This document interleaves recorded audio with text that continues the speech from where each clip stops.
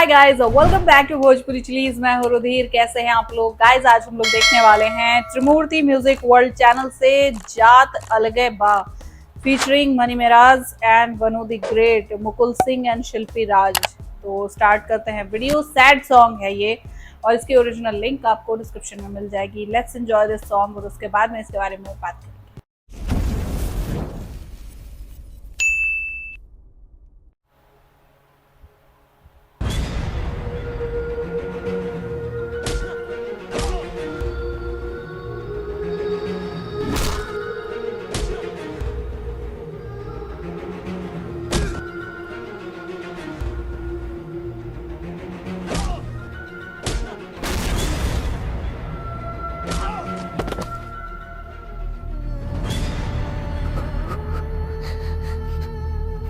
मालिक,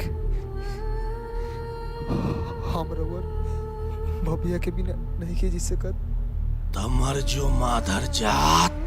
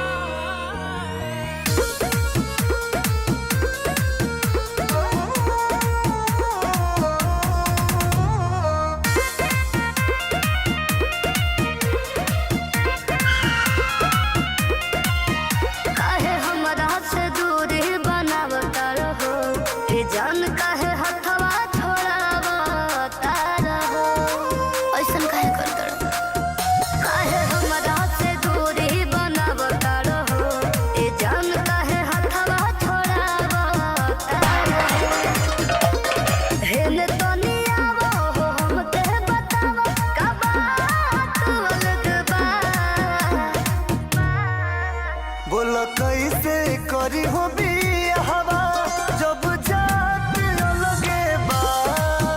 बोला कैसे करी हो बियाहवा जब जात अलगे बा।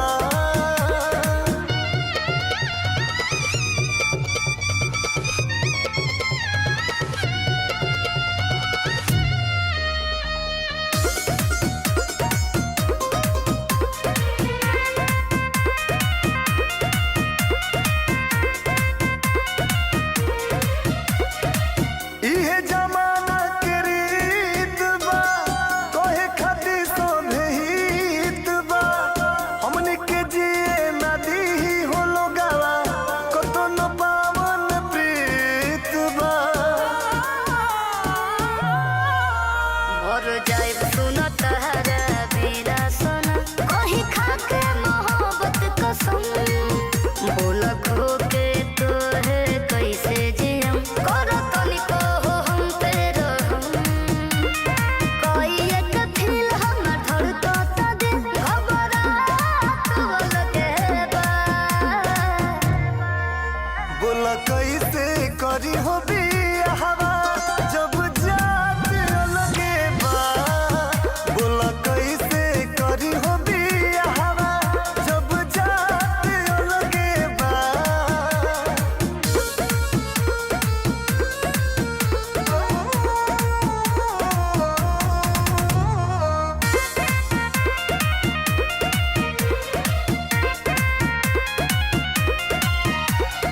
तोहरा मन्नी के प्यार न घटी, चाहे भले सुना गर्दन कटी। तोहरे बनाम दिल पे सुना हो बनू, मरलो के बाद भी नहीं हटी। मधु अभिषेक मुकुल गुलाम जन, हमरा के ऐसे सतावा। कैसे बीते दिन हमार धारा बिन, आज हमके तू ही तो बतावा। ए हम धन लागे नम, दिल तड़पत अलगे बा।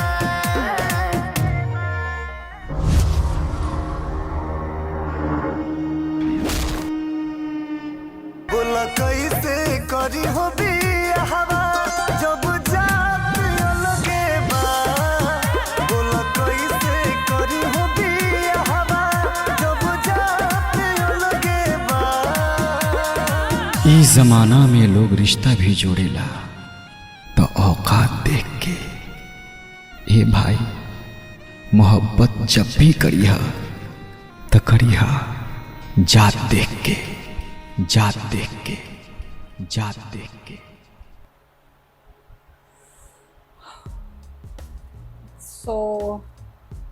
so real।